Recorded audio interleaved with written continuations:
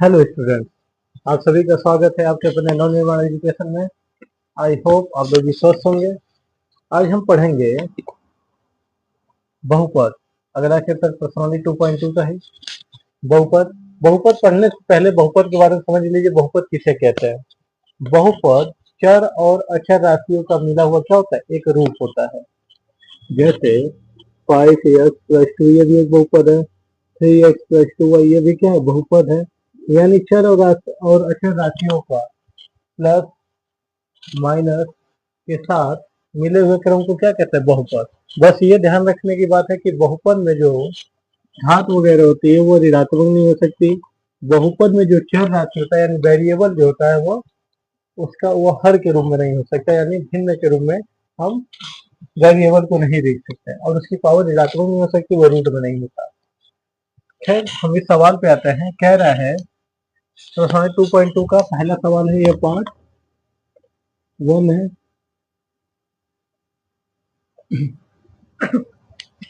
इसमें कह रहा है निर्घात बहुपद के शून्य ज्ञात कीजिए और शून्यकों तथा गुणांकों के बीच संबंधों की सत्यता की जांच भी करना है। ये मतलब हमें जांच करके बताना है कि ये सही है कि नहीं। सबसे पहले ये याद रखिएगा, बहुपद और द्विघात बहुपद में बस थोड़ा सा अंतर होता है। ये बहुपद है, पहले हम लिखेंगे शून्यकों के लिए, शून्यकों के लिए ये हो जाएगा हमारे x² minus 2x plus 8 equal to 0। अगर हमें सवाल इस रूप में दिया रहता तो ये द्विघात बहुपद या द्विघात समीकरण कहलाता है। अगर केवल जब बहुपद होगा तो इक्वल 0 नहीं होता है, उसे हमें 0 करने के लिए शून्य जब निकालते हैं तब हम शून्य को के लिए क्या करते हैं, ये 0 लेते हैं। अब इसका हम फैक्टर करेंगे, इसके साथ मल्टीप्लाई करते हैं, बीच वाले को दो पार्ट में तोड़ना रहता है कि -2x को ऐसा तोड़ना है कि जोड़ने घटाने पे 8x² है और जोड़ने घटाने पे ये 2 -2x ही हो और इसका फैक्टर जब करें यानी गुणा करें मल्टीप्लाई तो 8x² आ जाए। तो 4 दूना 8 और ये -8 दिया है, ये -8 लाना है। तो 4 दूना 8 होता है x², इसे -4x और प्लस 2x माइनस 8 इक्वल 0 लिखेंगे। इसमें कॉमन ले लेते हैं x को, तो बचेगा क्या, x -4, यहाँ प्लस 2 कॉमन ले ले तो x -4 इक्वल 0। यानी x -4 इसमें से भी कॉमन ले लेंगे तो x -4 और x + 2 बचेगा इक्वल 0। अब या तो कर लेंगे, या तो और या तो और या तो x -4 की वैल्यू क्या होगी, 0 के इक्वल होगा, या तो x + 2 की वैल्यू 0 के इक्वल। अगर इसकी वैल्यू निकालेंगे यहाँ से x की वैल्यू तो 4, यहाँ से x की वैल्यू निकालेंगे तो -2। यानी हमारा जो पहला शून्य है वो 4 और ये -2, इसी को हम अगर इसे अल्फा कहेंगे तो ये हमारा बीटा हो जाएगा, अगर इसे अल्फा लेंगे तो ये हमारा बीटा। अब हमें कह रहा है इसकी जांच भी करना है, कह रहा है शून्यकों तथा गुणांकों के संबंध की सत्यता की जांच कीजिए। लेकिन ये जांच देखिए, अल्फा प्लस बीटा, इसे हम कहते हैं शून्यकों का योगफल जो होता है क्या होता है, -x का गुणांक coefficient of x upon coefficient of x² का गुणांक कहते हैं इसे। अल्फा अगर हम 4 लेंगे तो हमारा बीटा कितना हो जाएगा, -2, वैल्यू यहाँ करेगा। यहाँ पे x का गुणांक क्या है हमारा, -2 है, ये माइनस का फॉर्मूला उसे -2 अपॉन x² का गुणांक क्या है, यहाँ पे 1 है। जहाँ पे कोई गुणांक नहीं रहता वहां पे हमेशा क्या रहेगा, जहाँ कोई संख्या, इसके आगे क्या है, एक छुपा हुआ है, यहाँ पे कोई संख्या नहीं है, इसका मतलब 1 है। अगर कोई संख्या रहता तो हम उसको लिखते हैं। ये 4 में 2 गया, प्लस का 2, ये माइनस माइनस ये भी क्या हो जाएगा प्लस। यहाँ पे LHS बराबर क्या है, RHS आ गया, यानी यहाँ पे हमारे उत्तर की जांच क्या है, सही है। अब इसी प्रकार हम शून्यकों का गुणनफल भी तो निकाल लेंगे। ये याद रखिएगा, ये हमारा फार्मूला है, इसे हम क्या कहते हैं, -b/a भी लिखते हैं।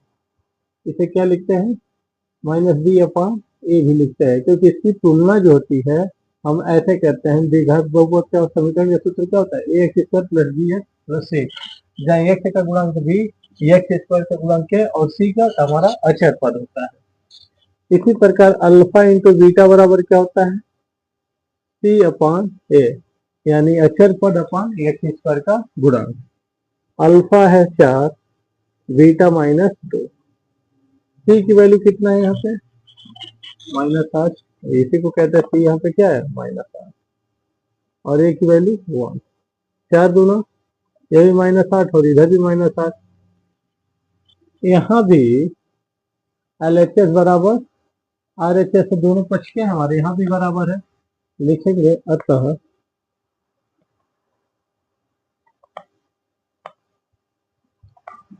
यहाँ लिखेंगे सत्यता की जांच,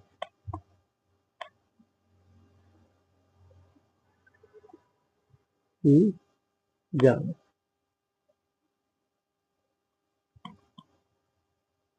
यहाँ लिखेंगे अतः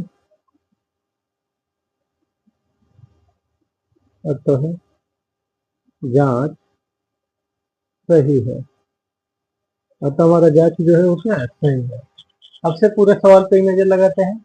हमें कह रही है कि द्विघात बहुपद दिया है, उसके पहले हमें शून्य के निकालना है, और शून्य निकालने के बाद हमें ये जांच करना। शून्य का मतलब होता है अल्फा और बीटा, और कह रहा है जब शून्य निकल जाए तो उनके शून्यकों और गुणांकों के बीच जो संबंध है उसको भी पता जांच करना है कि सही है कि नहीं। तो सबसे पहले हम इसका क्या कर लिया? शून्य निकाल लिया, फैक्टर कर लिया। फैक्टर करके दोनों का क्या निकाल लिया? शून्य। ये याद रखिएगा, पहले शून्यकों के लिए इसको हम इक्वल 0 के बराबर करेंगे।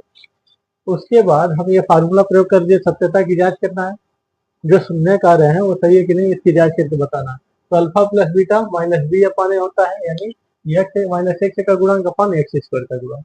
यहाँ पे एक्स का गुणांक -2 और यह एक्स स्क्वायर का गुणांक है। इधर इसकी वैल्यू रख दी, अल्फा 4 ली यहाँ, बीटा -2। यहाँ पे L H S R H S क्या सही है। ऐसे इन दोनों का गुणांक, इन दोनों के गुणनफल का फार्मूला ये होता है। इस तरह के यहाँ पे भी एल एच एस और आर एच एस क्या है? इक्वल है। जब दाया पक्ष और बाया पक्ष दोनों इक्वल आ जाए तो हमारे उत्तर की जो सत्यता की जांच है वो क्या होता है? सही है। तो लिखा था सत्यता की जांच क्या? जांच सही है।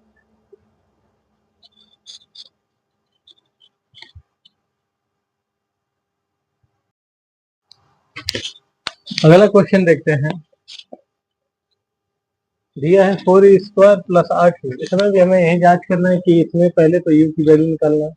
ये याद रखिएगा, कितने शून्य का आएंगे वो घात ही बता देता है। ये क्योंकि हम द्विघात बहुपद कर रहे हैं, यहाँ पे u पे कितने घात है? 2, यानी 2 शून्य मिलेंगे। अगर 3 रहता तो 3 शून्य मिलते हैं। इससे पहले था, अब नहीं है। हमने सॉल्व करेंगे सबसे पहले, तो लिखेंगे सबसे पहले शून्यकों के लिए, शून्यकों के लिए ये हो जाएगा हमारा 4u² प्लस 8u इक्वल 0। अब देखिए इन दोनों में कॉमन क्या है? 4 से ये दोनों डिवाइड हो रहे हैं, 4 कॉमन, ये दोनों में 4u कॉमन ले लिया, तो बचेगा क्या? u plus 2 equal 0। अब तो या तो या तो 4u इक्वल टू 0 होगा, तो u की वैल्यू क्या होगा? 0/4, यानी u इक्वल 0 आएगा, क्योंकि किसी संख्या का हम 0 में भाग करेंगे तो क्या आएगा? 0 ही आएगा। ऐसे ये u प्लस 2 इक्वल 0, यहाँ u की वैल्यू कितना आ गया? -2। अब हम शून्यकों की सत्यता की जांच करना है, लिखेंगे सत्यता की जांच।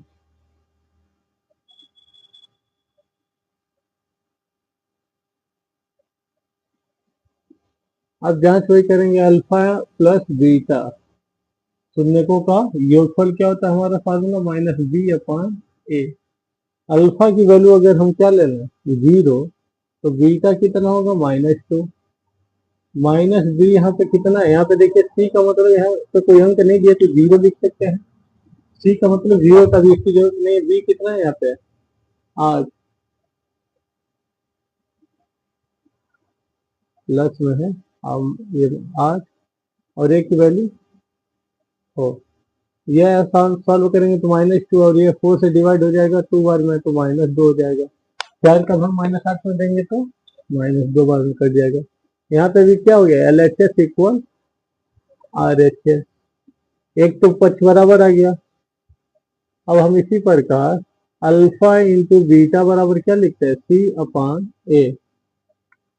अब से ध्यान से देखिए, यहाँ पे C की जो वैल्यू है पर वो कितना है, 0। तो अल्फा की वैल्यू अगर 0 लेंगे तो बीटा तो -2 और ये 0/4, इसकी वैल्यू 0 तो इधर भी क्या होगा 0। यहाँ पे भी LHS इक्वल RHS आ गया हमारा, लिखेंगे क्या, अतः शून्यकों की जांच क्या है, सही है, शून्यकों की जांच सही है। तो जब भी ऐसे आए सवाल हम इस प्रकार से आसानी से कर सकते हैं। सबसे पहले हम अल्फा बीटा यानी शून्य निकाल लेंगे, उसके बाद हम इस फार्मूले पर रख के शून्य की जांच कर लेंगे।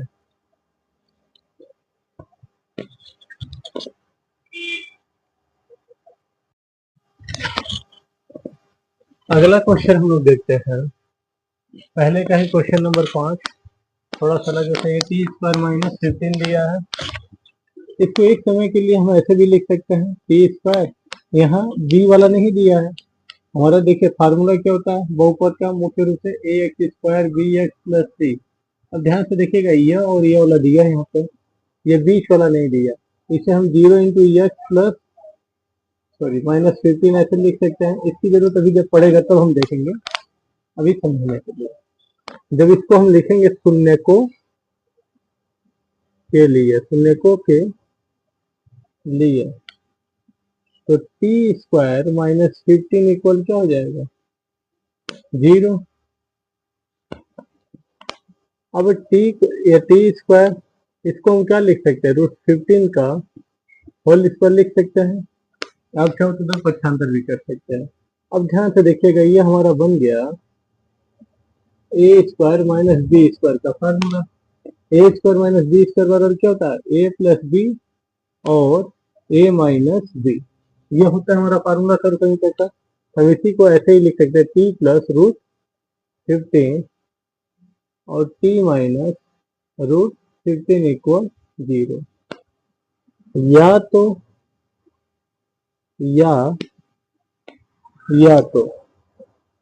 और या तो t + √15 इक्वल क्या होगा हमारा 0। अब ये उधर जाएगा तो क्या हो जाएगा, t की वैल्यू -√15 हो गया। ऐसे ये t - √15 इक्वल 0 यानी t - √15 इक्वल 0, तो t इक्वल टू क्या हो जाएगा, √15। अब हमें जांच करना है, लिखेंगे शून्यकों की जांच, शून्यकों की जांच। हमें शून्यकों की जांच करके बताना है कि जो ये शून्यक है वो सही है कि नहीं, ये जांच करना है। तो शून्यकों की जांच वही, अल्फा + बीटा इक्वल क्या होता है, -b/a। अब ध्यान से देखिएगा, अगर अल्फा की वैल्यू -√15 और बीटा की वैल्यू +√15 है, और यहाँ b की वैल्यू मतलब b क्या है, हमें 0 दिया है, यहाँ t² - 15 है, हमें a की यानी ax² दिया और c दिया है, b नहीं दिया। इसको हम अगर इस रूप में लिखे कोई गड़बड़ नहीं होगा, ये 0 × t होगा, सॉरी। तो t की b की जगह पे क्या है 0, तो -0/a की वैल्यू क्या है 1। तो ये भी कट के हमारा क्या हो जाएगा, 0 इक्वल 0। ये दोनों 0 0 आ गया। अब हम उनके गुणांकों की जांच कर लेते हैं। अल्फा × बीटा इक्वल क्या होता है, c/a। तो अल्फा क्या है, √15 माइनस और ये √15 प्लस का। c की वैल्यू यहाँ पे क्या है, 15/1। यहाँ c की वैल्यू जो हो किसमें दिया, माइनस में दिया, तो माइनस में लिख दिया। √15 का √15 में गुणा होगा तो 15 बाहर आ जाएगा, ये माइनस प्लस से गुणा होगा तो -15 यानी 15, और इधर भी -15 यानी -15। ये दोनों सेम आ गए। यहाँ पे भी LHS और RHS क्या है, इक्वल है। और जब ये LHS और RHS इक्वल आ जाए तो हमारा जो शून्यकों के, ये जो शून्य के निकला है उसके भी जो संबंध आए वो क्या है, सही है। लिखेंगे अतः अतः तुलनिकों की जो जांच है वो क्या है, सही है। अतः तुलनिकों की जांच सही है। ये याद रखिएगा, जब भी अल्फा और बीटा का मान अगर हमारा सही आ रहा है, अल्फा और बीटा की वैल्यू अगर हमारा सही आ रहा है, तो इसमें जब भी हम जांच करेंगे तो वो एलएचएस और आरएचएस हमेशा क्या आएंगे, इक्वल आएंगे। अगर आपके यहाँ पे कोई भी शून्य निकालने में कोई भी गड़बड़ी होगा तो यहाँ पे यह इक्वल मतलब एलएचएस और आरएचएस बराबर नहीं आएंगे। तो इसे अच्छे से करना होगा, इसे ध्यान से करना पड़ेगा।